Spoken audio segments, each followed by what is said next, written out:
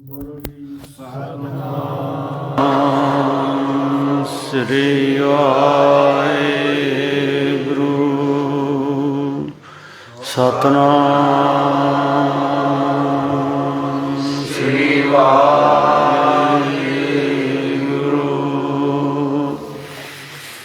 ਬਲਾਵਲ ਮਹੱਲਾ ਪੰਜਵਾਂ। ਪੰਚਮ ਪਾਤਸ਼ਾਹ ਮਹਾਰਾਜ ਅੱਜ ਦੇ ਪਾਵਨ ਬਚਨ ਅੰਦਰ ਵਾਹਿਗੁਰੂ ਪਰਮੇਸ਼ਰ ਨਾਲ ਪ੍ਰੇਮ ਕਰਦੇ ਹੋਏ ਬੇਨਤੀ ਅਰਦਾਸ ਕਰਨ ਦੀ ਜਾਚ ਸਾਨੂੰ ਸਮਝਾ ਰਿਹਾ ਹੈ। ਸਤਿਗੁਰੂ ਮਹਾਰਾਜ ਸਾਡੇ ਤੇ ਬਖਸ਼ਿਸ਼ ਕਰ ਰਿਹਾ ਹੈ। ਉਹ ਅਬਿਨਾਸ਼ੀ ਪਰਮਾਤਮਾ ਪਰਮੇਸ਼ਰ, ਜਿਸ ਪਰਮਾਤਮਾ ਦੇ ਗਿਆਤ ਵਾਸਤੇ ਗੁਰੂ ਗਿਆਨ ਸਿੱਖਣ ਨਾਲ ਇਹ ਸੰਸਾਰ ਜਗਤ ਦੀ ਜੋ ਰਚਨਾ ਖੇਡ ਜੋ ਨਜ਼ਰ ਆ ਰਹੀ, ਉਹ ਫਿੱਕੀ ਪੈਂਦੀ ਨਜ਼ਰ ਆਉਂਦੀ। ਪਰਮਾਤਮਾ ਨਾਲ ਪ੍ਰੇਮ ਕਰਨ ਨਾਲ ਇਹ ਜਾਣ ਕੇ ਵੀ ਵਾਹਿਗੁਰੂ ਪਰਮੇਸ਼ਰ ਭਗਵਾਨ ਨਾਸ਼ ਰਹਿਤ ਹੈ, ਸਦਾ ਵਾਸਤੇ ਹੈ। ਇਸ ਕਰਕੇ ਸੰਸਾਰ ਜਗਤ ਜੋ ਨਜ਼ਰ ਆ ਰਿਹਾ, ਉਹਦੇ ਵਿੱਚ ਰਹਿੰਦਾ ਆਇਆ ਪਰਮਾਤਮਾ ਹਰ ਹਿਰਦੇ ਅੰਦਰ ਬਿਰਾਜਮਾਨ ਹੋਣ ਉਪਰੰਤ ਵੀ ਨਿਰਲੇਪ ਹੈ, ਅਸੰਗ ਹੈ, ਅਵਿਨਾਸ਼ੀ ਹੈ, ਨਾਸ਼ ਰਹਿਤ ਹੈ। ਤੇ ਉਸ ਨਾਸ਼ ਰਹਿਤ ਪਰਮਾਤਮਾ ਦੇ ਦਰਸ਼ਨ ਕਰਨ ਨਾਲ, ਗੁਰੂ ਗਿਆਨ ਜਾਣ ਕੇ ਉਸ ਅਸਰਜ ਭਗਵਾਨ ਨੂੰ ਵੇਖਣ ਨਾਲ ਮਨ ਦੇ ਅੰਦਰ ਜੋ ਆਨੰਦ ਪੈਦਾ ਹੁੰਦਾ, ਜੋ ਸੁੱਖ ਪੈਦਾ ਹੁੰਦਾ, ਉਹ ਅਥਾਹ ਸੁੱਖ ਜਿਹੜਾ ਉਹਨੂੰ ਵਰਣਨ ਨਹੀਂ ਕੀਤਾ ਜਾ ਸਕਦਾ। ਉਸ ਪਰਮਾਤਮਾ ਦੇ ਗੁਣਾਂ ਨੂੰ ਜਾਣਦਿਆਂ ਹੋਇਆਂ ਅਸਚਰਤਾ ਜ਼ਰੂਰ ਹਿਰਦੇ ਅੰਦਰ ਆਉਂਦੀ ਵੀ ਇਹ ਸੰਸਾਰ ਜਗਤ ਦੇ ਲੋਕ ਸੰਸਾਰ ਵਿੱਚ ਭੋਗ ਪਦਾਰਥਾਂ ਦੇ ਸੁੱਖਾਂ ਵਿੱਚ ਫਸੇ ਹੋਏ ਮੰਗਦੇ ਸੁੱਖ ਆ, ਪਰ ਉਹ ਸੁੱਖ ਸਦਾ ਰਹਿੰਦਾ ਨਹੀਂ। ਇਸ ਲਈ ਉਸ ਅਬਿਨਾਸ਼ੀ ਪਰਮਾਤਮਾ ਨਾਲ ਪ੍ਰੀਤ ਕੀਤੀ ਜਾਵੇ ਤੇ ਫਿਰ ਸਦੀਵੀ ਸੁੱਖ ਦੀ ਪ੍ਰਾਪਤੀ ਹੋ ਆਉਂਦੀ। ਬਿਸਮਨ ਬਿਸਮ ਭਈ ਪੇਖ ਗੁਣ ਅਬਿਨਾਸੀ ਰਾਮ। ਉਸ ਪਰਮਾਤਮਾ ਦੇ ਗੁਣ ਗਾਉਣ ਨਾਲ, ਉਸ ਪਰਮਾਤਮਾ ਦਾ ਜਸ ਕਰਨ ਨਾਲ, ਗੁਰੂ ਮੰਤਰ ਦੀ ਆਰਾਧਨਾ ਕਰਦਿਆਂ ਹੋਇਆਂ ਮਨ ਇਕਾਗਰ ਕਰਨ ਨਾਲ ਇਹ ਸਮਝ ਪਈ ਉਹ ਅਬਿਨਾਸ਼ੀ ਪਰਮਾਤਮਾ ਸਦਾ ਹਰ ਜਗ੍ਹਾ ਉੱਤੇ ਪੂਰਨ ਦਾ ਪੂਰਨ ਵਾਹਿਗੁਰੂ ਜਿਉਂ-ਜਿਉਂ ਅੰਤਰਮੁਖ ਬਿਰਤੀ ਕਰਕੇ ਉਹਨੂੰ ਵੇਖਿਆ ਜਾਂਦਾ, ਖੋਜ ਕੀਤੀ ਜਾਂਦੀ, ਸੱਚਾਈ ਨੂੰ ਜਾਣਿਆ ਜਾਂਦਾ ਤੇ ਗੁਰੂ ਦੇ ਬਚਨਾਂ ਨੂੰ ਦ੍ਰਿੜ ਕੀਤਾ ਜਾਂਦਾ ਭਈ ਇਹ ਸੰਸਾਰ ਜਗਤ ਤੇ ਸਦਾ ਨਹੀਂ ਹੈ, ਸਦਾ ਰਹਿਣ ਵਾਲਾ ਇੱਕੋ ਇੱਕ ਹੀ ਆ ਪਰਮਾਤਮਾ ਪਰਮੇਸ਼ਰ। ਤੇ ਫਿਰ ਉਹਨੂੰ ਵੇਖ ਕੇ ਮਨ ਬਹੁਤ ਅਸਚਰਜ ਹੁੰਦਾ, ਆਨੰਦਿਤ ਹੁੰਦਾ। ਸੰਸਾਰਕ ਵਿਸ਼ਿਆਂ ਵਿਕਾਰਾਂ ਦੇ ਭੋਗ ਪਦਾਰਥ ਫਿਰ ਉਹਦੇ ਸਾਹਮਣੇ ਫਿੱਕੇ ਨਜ਼ਰ ਆਉਂਦੇ। ਬਿਸਮਨ ਬਿਸਮ ਭਈ ਪੇਖ ਗੁਣ ਅਬਿਨਾਸੀ ਰਾਮ। ਉਸ ਪਰਮਾਤਮਾ ਦੇ ਪਰਮੇਸ਼ਰ ਦੇ ਗੁਣਾਂ ਨੂੰ ਵੇਖ ਕੇ ਅਨੰਤ ਜਾਣ ਕੇ ਹਰ ਹਿਰਦੇ ਅੰਦਰ ਰਹਿ ਰਿਹਾ ਉਹ ਪਰਮਾਤਮਾ, ਮਨ ਬਹੁਤ ਅਸਚਰਜਤਾ ਵਿੱਚ ਰਹਿੰਦਾ। ਕਰ ਗਏ ਭੁਜਾ ਗਹੀ ਕੱਟ ਜਮ ਕੀ ਫਾਸੀ ਰਾਮ। ਗੁਰੂ ਗਿਆਨ ਸਿੱਖਣ ਨਾਲ ਪਰਮਾਤਮਾ ਨੇ ਕਿਰਪਾ ਕੀਤੀ, ਬਖਸ਼ਿਸ਼ ਕੀਤੀ। ਕਰ ਗਏ, ਕਰਨ ਦਾ ਹੱਥ ਗਏ ਪਕੜ ਕੇ ਭੁਜਾ ਗਹੀ, ਮੈਨੂੰ ਆਪਣੇ ਹੱਥ ਨਾਲ ਮੇਰੀ ਬਾਂਹ ਨੂੰ ਫੜ ਕੇ ਸੰਸਾਰਕ ਵਿਕਾਰਾਂ ਤੋਂ ਦੂਜੇ ਬੰਨੇ ਆਪਣੇ ਵਿੱਚ ਅਭੇਦ ਕਰ ਲਿਆ ਤੇ ਸਮਝਾ ਦਿੱਤਾ ਗੁਰੂ ਨੇ ਕਿ ਇਹ ਉੱਤਮ ਗੁਣ ਜਦੋਂ ਸਿੱਖ ਲਏ ਜਾਣਗੇ, ਕੱਟ ਜਮ ਕੀ ਫਾਸੀ ਰਾਮ।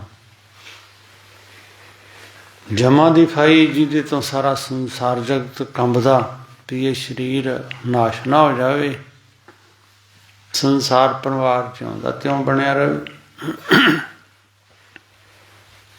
ਧਨ ਪਦਾਰਥ ਸਦਾ ਰਵੇ। ਇਹ ਗੁਰੂ ਨੇ ਜਦੋਂ ਉੱਤਮ ਗਿਆਨ ਸਮਝਾਉਣਾ ਕੀਤਾ ਵੀ ਇਹ ਸਰੀਰ ਤੇ ਰਹਿਣ ਵਾਲਾ ਨਹੀਂ, ਤੇ ਫਿਰ ਪ੍ਰੀਤ ਅਵਿਨਾਸੀ ਪਰਮਾਤਮਾ ਨਾਲ ਲੱਗ ਗਈ।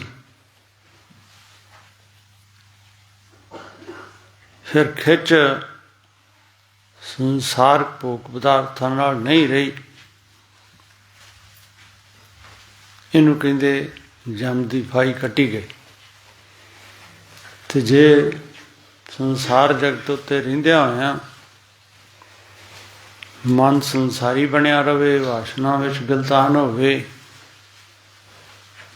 ਤੇ ਫਿਰ ਜਿਹੜੀਆਂ ਵਸਤਾਂ ਦੀ ਖਿੱਚ ਬਣੀ ਰਹਿੰਦੀ, ਸਰੀਰ ਛੱਡਣ ਸਮੇਂ ਉਹ ਖਿੱਚ ਜਿਉਂ ਦੀ ਤਿਉਂ ਬਣੀ ਰਹਿੰਦੀ। ਇਸ ਕਰਕੇ ਮਨੁੱਖ ਦੁਖੀ ਹੁੰਦਾ। ਕੀਤੇ ਹੋਏ ਕਰਮਾਂ ਕਰਕੇ ਮਨੁੱਖ ਦੁਖੀ ਸੁਖੀ ਹੁੰਦਾ। ਅਸ਼ੁਭ ਕਰਮ ਕਰਦਾ ਤੇ ਫਿਰ ਮਾਇਆ ਵਿੱਚ ਗਲਤਾਨ ਹੋ ਕੇ ਦੁੱਖ ਭੋਗਦਾ। ਸ਼ੁਭ ਕਰਮ ਕਰਦਾ ਤੇ ਫਿਰ ਪਰਮਾਤਮਾ ਵਾਹਿਗੁਰੂ ਵਿੱਚ ਅਭੇਦ ਹੋ ਜਾਂਦਾ। ਪਰਮਾਤਮਾ ਤੇ ਕਿਰਪਾਲੂ ਦਿਆਲੂ ਆ, ਉਹ ਤੇ ਹਰ ਹਿਰਦੇ ਅੰਦਰ ਪੂਰਨ ਦਾ ਪੂਰਨ ਆ, ਹਰ ਤੇ ਬਖਸ਼ਿਸ਼ ਕਰਦਾ। ਪਰ ਜਦੋਂ ਜੀਵ ਵਿਸ਼ੇ ਵਾਸ਼ਨਾ ਵਿੱਚ ਗਲਤਾਨ ਹੋ ਕੇ ਸੰਸਾਰਕ ਵਿਕਾਰਾਂ ਵਿੱਚ ਫਸ ਜਾਂਦਾ ਤੇ ਦੁਖੀ ਹੁੰਦਾ, ਸ਼ੁਭ ਕਰਮਾਂ ਤੋਂ ਦੂਰ ਚਲਾ ਜਾਂਦਾ। ਇਹ ਆ ਦੁਖੀ ਹੋਣ ਦੇ ਕਾਰਨ। ਸਤਿਗੁਰੂ ਫਰਮਾਨ ਕਰਦੇ, ਜਦੋਂ ਅਸਲੀ ਗੱਲ ਸਮਝ ਆ ਜਾਂਦੀ ਤੇ ਫਿਰ ਪਤਾ ਲੱਗਦਾ ਵੀ ਪਰਮਾਤਮਾ ਪਰਮੇਸ਼ਰ ਇੱਕ ਤੋਂ ਅਨੇਕ ਹੋਇਆ, ਤੇ ਉਸੇ ਹੀ ਇੱਕੋ ਇੱਕ ਪਰਮਾਤਮਾ ਵਿੱਚ ਅਭੇਦ ਹੋਣਾ ਹੀ ਇਹ ਸੰਸਾਰਕ ਅਨੇਕਤਾ ਤੋਂ ਬਚ ਕੇ ਸਦੀ ਵੀ ਸੁੱਖ ਦੀ ਪ੍ਰਾਪਤੀ ਕਰਨੀ। ਗੁਰਦੇਵ ਦੇ ਬਚਨ ਚੇਤੇ ਕਰ ਲਈਏ, ਫਿਰ ਆਪਾਂ ਇਹਦਾ ਵਿਸਥਾਰ ਕਰਾਂਗੇ ਤਾਂ ਕਿ ਸੰਗਤ ਥੋੜ੍ਹਾ ਚੁਸਤ ਹੋ ਜਾਵੇ। ਇਹ ਬਚਨ ਸਤਿਗੁਰ ਦੇ ਬਹੁਤ ਸੁਚੇਤ ਹੋ ਕੇ ਸੁਣਨ ਦੀ ਲੋੜ ਆ, ਕਿਉਂਕਿ ਇਹਦੇ ਵਿੱਚ ਗੁਰਦੇਵ ਨੇ ਬ੍ਰਹਮ ਗਿਆਨ ਬਖਸ਼ਿਆ ਹੋਇਆ। सूरज किरण मिले जल का जल हुआ राम, सूरज किरण मिले जल का जल हुआ राम।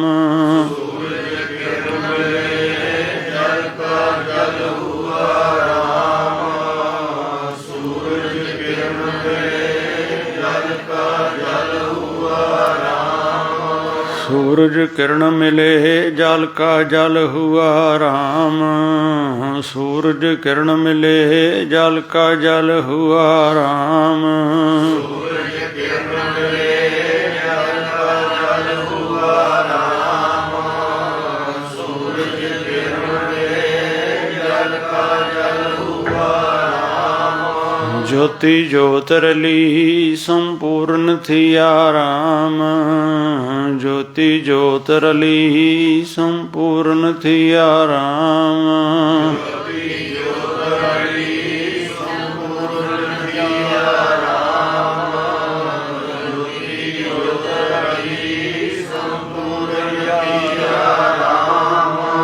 ब्रह्म ਦੀਸੈ ਬ੍ਰਹਮ ਸੁਣੀਐ, ਬ੍ਰਹਮ ਦੀਸੈ ਬ੍ਰਹਮ ਸੁਣੀਐ, ਬ੍ਰਹਮ ਦੀਸੈ ਬ੍ਰਹਮ ਸੁਣੀਐ, ਬ੍ਰਹਮ ਦੀਸੈ ਬ੍ਰਹਮ ਸੁਣੀਐ।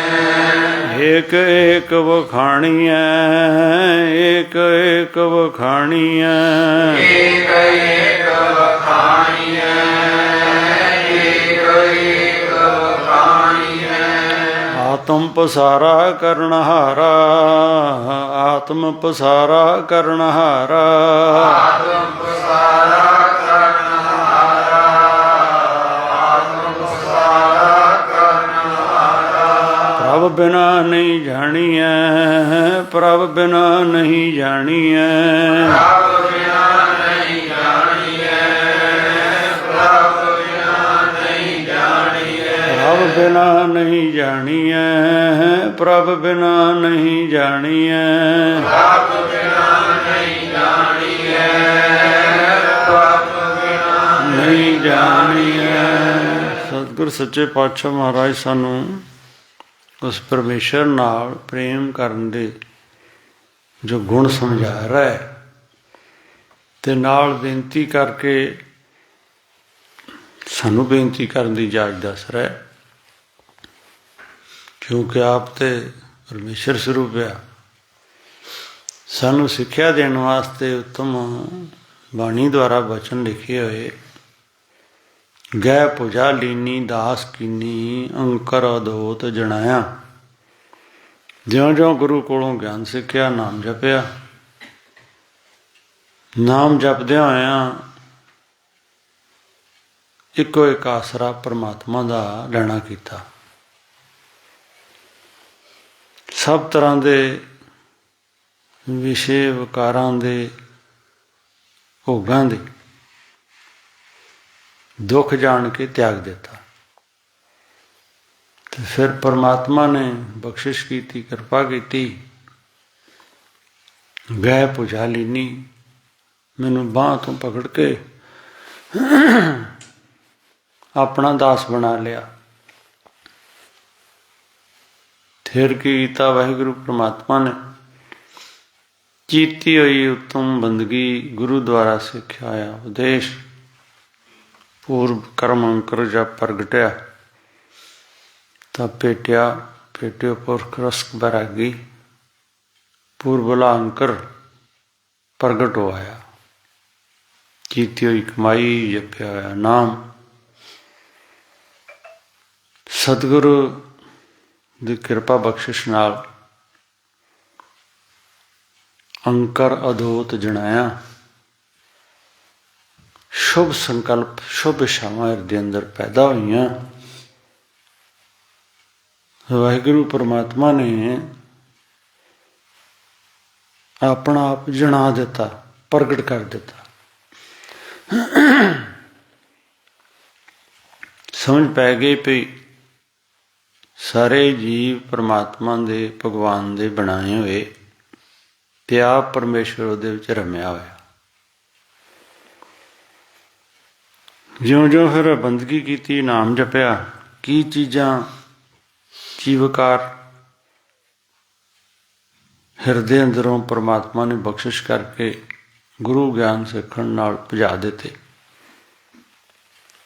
ਜਿਹਦੇ ਜਿਹਦੇ ਉਹ ਹਿਰਦੇ ਅੰਦਰੋਂ ਵਿਸ਼ੇ ਵਿਕਾਰ ਨੱਸ ਗਏ,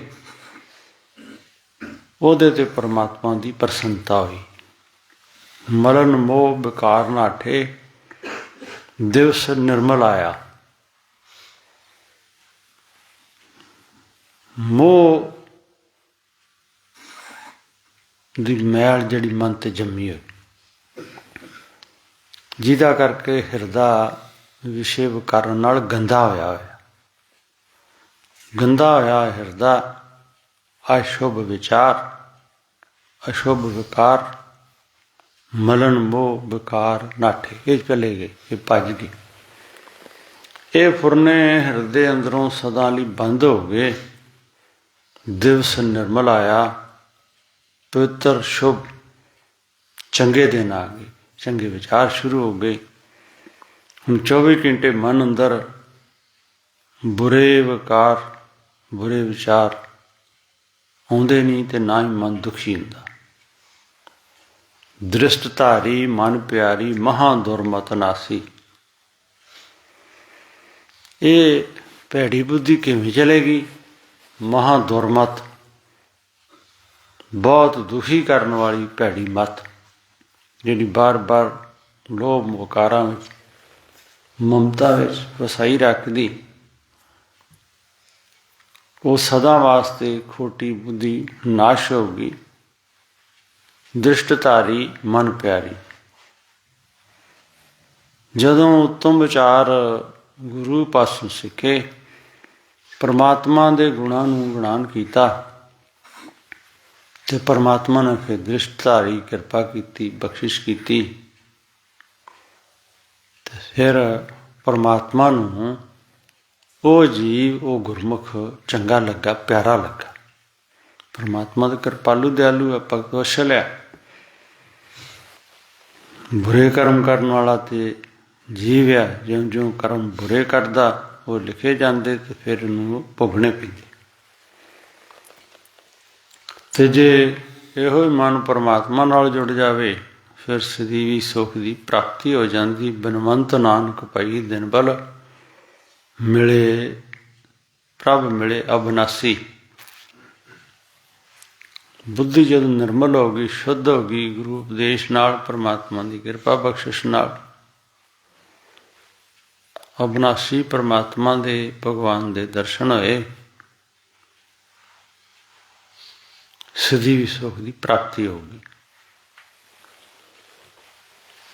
ਕਿਵੇਂ ਪ੍ਰਾਪਤੀ ਹੋਈ? ਸਿੱਖ ਸੰਗਤ ਅਰਦਾਸ ਕਰ ਰਹੀ, ਗੁਰਦੇਵ ਸਮਝਾ ਰਿਹਾ। ਕਹਿੰਦੇ ਜਿਵੇਂ ਸੂਰਜ ਚੜ੍ਹਦਾ ਤੇ ਬਰਫ਼ ਪਿਘਲਣੀ ਸ਼ੁਰੂ ਹੋ ਜਾਂਦੀ, ਜਿਵੇਂ ਬਰਫ਼ ਪਿਘਲਦੀ ਤੇ ਪਾਣੀ ਤੋਂ ਠੰਡ ਕਰਕੇ ਜੰਮ ਜਾਂਦੀ, ਤੇ ਜਿਉਂ ਹੀ ਸੂਰਜ ਦੀ ਗਰਮੀ ਮਿਲਦੀ, ਉਹ ਜੰਮੀ ਹੋਈ ਬਰਫ਼ ਪਿਘਲ ਕੇ ਫਿਰ ਪਾਣੀ ਬਣ ਜਾਂਦੀ। ਸੂਰਜ ਕਿਰਨ ਮਿਲੇ ਜਲ ਕਾ ਜਲ ਹੁਆ ਰਾਮ। ਇਸ ਤਰ੍ਹਾਂ ਉਸੇ ਬਰਫ਼ ਤੋਂ ਫਿਰ ਪਾਣੀ ਬਣ ਗਿਆ। ਵਾਹਿਗੁਰੂ ਪਰਮਾਤਮਾ ਪਰਮੇਸ਼ਰ ਨੇ ਜੋ ਰਚੀ ਹੋਈ ਸ੍ਰਿਸ਼ਟੀ, ਜੀਵ ਇਸ ਸ੍ਰਿਸ਼ਟੀ ਨੂੰ, ਭੋਗ ਪਦਾਰਥਾਂ ਨੂੰ ਵੇਖ ਕਰਕੇ ਇਹਦੇ ਵਿੱਚ ਜਦੋਂ ਫਸ ਜਾਂਦੇ, ਤੇ ਫਿਰ ਜਲ ਤੋਂ ਜਿਵੇਂ ਬਰਫ਼ ਜੰਮ ਜਾਂਦੀ, ਰੂਪ ਬਦਲ ਜਾਂਦਾ, ਇਸ ਤਰ੍ਹਾਂ ਫਿਰ ਬਰਫ਼ ਬਣਨ ਨਾਲ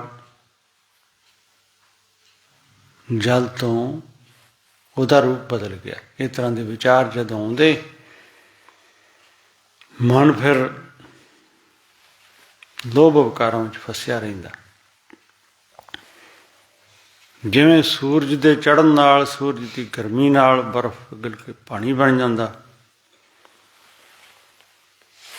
ਇਵੇਂ ਹੀ ਗੁਰੂ ਦੇ ਗਿਆਨ ਨਾਲ, ਸੂਰਜ ਰੂਪ ਗੁਰੂ ਦੇ ਪ੍ਰਕਾਸ਼ ਨਾਲ, ਗੁਰਦੇਵ ਜਦੋਂ ਸਮਝਾ ਦਿੰਦੇ ਕਿ ਸਦਾ ਸੁਖੀ ਜੇ ਰਹਿਣਾ ਚਾਹੁੰਦਾ ਤੇ ਮਨ ਦੇ ਅੰਦਰ ਭੁੱਲ ਕੇ ਵੀ ਖੋਟੇ ਵਿਕਾਰ ਨਾ ਲਿਆਵੀਂ, ਖੋਟੇ ਵਿਚਾਰ ਨਾ ਲਿਆਵੀਂ, ਸ਼ੁਭ ਵਿਚਾਰ, ਵਾਹਿਗੁਰੂ ਦੇ ਗੁਣ ਇਹ ਹਿਰਦੇ ਅੰਦਰ ਵਸਾ ਲਏ ਜਾਣ, ਤੇ ਗੰਦੇ ਵਿਚਾਰ, ਲੋਭ ਵਾਸ਼ਨਾ ਦੇ ਵਿਚਾਰ, ਈਰਖਾ ਦਵੈਸ਼ ਦੇ ਖਿਆਲ, ਗੰਦੇ ਫੁਰਨੇ, ਲੋਭ ਕ੍ਰੋਧ ਦੇ ਬੰਦ ਕਰ ਦਿੱਤੇ ਜਾਣ, ਤੇ ਫਿਰ ਚੇਤਨ ਸਰੂਪ ਅਸਲੀਅਤ ਤੇਰੀ ਕੀ ਹੈ?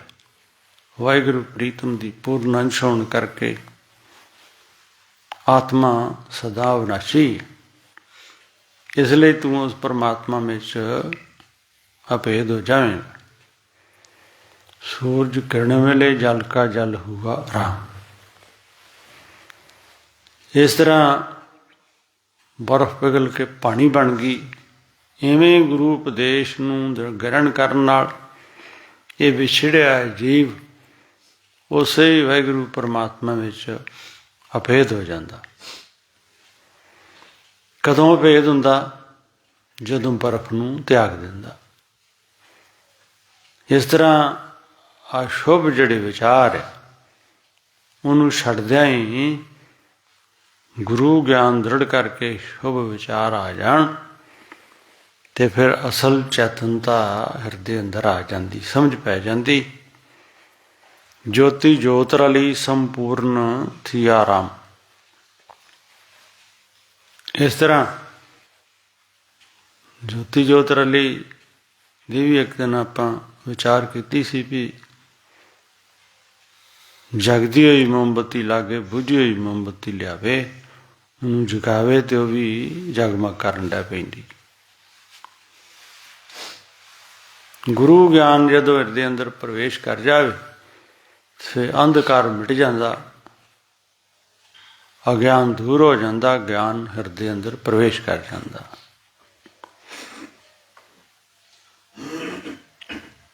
ਤੇ ਫਿਰ ਇਹ ਸੱਚਾਈ ਸਾਹਮਣੇ ਆ ਜਾਂਦੀ, ਬ੍ਰਹਮ ਦੀਸੈ ਬ੍ਰਹਮ ਸੁਣੀਏ ਏਕ ਏਕ ਵਖਾਣੀਏ। ਫਿਰ ਇਹ ਸਮਝ ਪੈ ਜਾਂਦੀ ਚੰਗੀ ਤਰ੍ਹਾਂ, ਜੋ ਕੁਝ ਵੇਖਦਾ, ਜੋ ਕੁਝ ਸੁਣਦਾ, ਜੋ ਕੁਝ ਬੋਲਦਾ, ਤੇ ਉਹ ਜਾਣਦਾ ਪਈ ਇਹ ਵਾਹਿਗੁਰੂ ਪਰਮਾਤਮਾ ਪਰਮੇਸ਼ਰ ਦੀ ਸ਼ਕਤੀ ਹੈ। ਪਰਮਾਤਮਾ ਵਾਹਿਗੁਰੂ ਹੀ ਹਰ ਹਿਰਦੇ ਅੰਦਰ ਪੂਰਨ ਦਾ ਪੂਰਨ ਆ। ਉਹ ਹੀ ਸਰਬ ਸ਼ਕਤੀ ਦੇ ਕਰਕੇ ਸੰਸਾਰ ਜਗਤ ਨੂੰ ਪਾਲਦਾ, ਰੱਖਿਆ ਕਰਦਾ। ਗੁਰਮੁਖ ਨੂੰ ਸਮਝ ਪੈ ਜਾਂਦੀ ਫਿਰ ਹੋਰ ਕੋਈ ਉਸ ਭਗਵਾਨ ਤੋਂ ਬਿਨਾਂ, ਬ੍ਰਹਮ ਤੋਂ ਬਿਨਾਂ, ਪਰਮੇਸ਼ਰ ਤੋਂ ਬਿਨਾਂ ਹੋਰ ਕੋ ਹੈ ਨਹੀਂ। ਤੇ ਇਹ ਦ੍ਰਿੜ ਕਰ ਲੈਂਦਾ ਆਤਮ ਪਸਾਰਾ ਕਰਨਹਾਰਾ ਪ੍ਰਭ ਬਿਨਾ ਨਹੀਂ ਜਾਣੀ। ਇਹ ਜਿੰਨਾ ਵੀ ਪਸਾਰਾ ਪਸਾਰਿਆ ਹੋਇਆ ਭਗਵਾਨ ਨੇ, ਪਰਮੇਸ਼ਰ ਨੇ ਬਣਾਇਆ ਹੋਇਆ, ਉਸ ਤੋਂ ਬਿਨਾਂ ਹੋ ਹੀ ਨਹੀਂ ਸਕਦਾ। ਇਹ ਨਿਸ਼ਚਿਤ ਹੋਉਂਦਾ, ਦ੍ਰਿੜ ਵਿਸ਼ਵਾਸ ਹੋਉਂਦਾ। ਇਹਦੇ ਵਿਸ਼ਵਾਸ ਆਉਂਦਿਆਂ ਹੀ ਮਨੁੱਖ ਫਿਰ ਬੁਰੇ ਕਰਮ ਭੈੜੇ ਵਿਚਾਰ ਹਿਰਦੇ ਅੰਦਰ ਨਾ ਲਿਆਉਣ ਕਰਕੇ ਨਿਰਮਲ ਸ਼ੁੱਧ ਤੇ ਪਾਵਨ ਪਵਿੱਤਰ ਹੋ ਜਾਂਦਾ। ਆਤਮ ਗਿਆਨ ਨੂੰ ਦ੍ਰਿੜ ਕਰ ਲੈਂਦਾ, ਜਾਣ ਲੈਂਦਾ। ਆਪ ਕਰਤਾ ਆਪ ਭੁਗਤਾ ਆਪ ਕਾਰਨ ਕੀਆ। ਆਪ ਹੀ ਪਰਮਾਤਮਾ ਕਰਤਾ ਪੁਰਖ ਆ, ਆਪ ਹੀ ਪਰਮਾਤਮਾ ਭੁਗਤਾ ਰੂਪ ਆ, ਆਪ ਹੀ ਪਰਮਾਤਮਾ ਕਾਰਜ ਰੂਪ ਆ, ਆਪ ਹੀ ਕਾਰਨ ਰੂਪ ਆ। ਆਪ ਹੀ ਵਾਹਿਗੁਰੂ ਨੇ ਇਹ ਸ੍ਰਿਸ਼ਟੀ ਬਣਾਈ ਹੋਈ। ਬਿਨਵੰਤ ਨਾਨਕ ਸਹੀ ਜਾਣੇ ਜਿਨੀ ਹਰ ਰਸ ਪੀਆ। ਜਿਹਨੇ ਵਾਹਿਗੁਰੂ ਦੇ ਨਾਮ ਰੰਗ ਨੂੰ ਗੁਰੂ ਦੇ ਉਪਦੇਸ਼ ਦੁਆਰਾ ਆਪਣੇ ਮਨ ਨੂੰ ਰੰਗਣ ਦੀ ਜਾਚ ਸਿੱਖ ਲਈ, ਜਿਹਦਾ ਹਿਰਦਾ ਤੇ ਜਿਹਦੀ ਰਸਨਾ ਵਾਹਿਗੁਰੂ ਵਾਹਿਗੁਰੂ ਦਾ ਜਾਪ ਕਰਦੇ, ਉਹ ਪਰਮੇਸ਼ਰ ਦੇ ਨਾਮ ਰੰਗ ਵਿੱਚ ਰੰਗੇ ਰਹਿੰਦੇ। ਜਿਨ੍ਹਾਂ ਤੇ ਬਖਸ਼ਿਸ਼ ਹੋਣ ਦੀ, ਕਿਰਪਾ ਹੋਣ ਦੀ, ਉਹ ਫਿਰ ਸਾਰੇ ਬੰਨੇ ਪਰਮਾਤਮਾ ਨੂੰ ਹੀ ਵੇਖਦੇ। ਇਸ ਕਰਕੇ ਰਾਗ ਦਵੈਸ਼ ਤੋਂ ਬਚੇ ਰਹਿੰਦੇ, ਬ੍ਰਹਮ ਸਰੂਪ ਬਣ ਜਾਂਦੇ। ਬਿਨਵੰਤ ਨਾਨਕ ਭਾਈ ਨਿਰਮਲ ਮਿਲੇ ਪ੍ਰਭ ਮਿਲੇ ਅਬਨਾਸੀ। ਨਾਸ਼ ਰਹਿਤ ਪਰਮਾਤਮਾ ਦੇ ਇਸ ਤਰ੍ਹਾਂ ਦਰਸ਼ਨ ਹੋਉਂਦੇ। ਸਤਿਗੁਰੂ ਦੇ ਪਾਵਨ ਬਚਨ ਆਪਾਂ ਵੀ ਹਿਰਦੇ ਅੰਦਰ ਵਸਾ ਲਈਏ, ਸਾਡੇ ਵਿਚਾਰ ਉੱਤਮ ਬਣ ਜਾਣ, ਖੋਟੇ ਵਿਚਾਰ ਸਦੀਵ ਹਿਰਦੇ ਵਿੱਚੋਂ ਚਲੇ ਜਾਣ। ਚੰਦ ਮਿੰਟ ਨਾਮ ਜਪੀਏ। ਸਤਿਨਾਮ ਵਾਹਿਗੁਰੂ,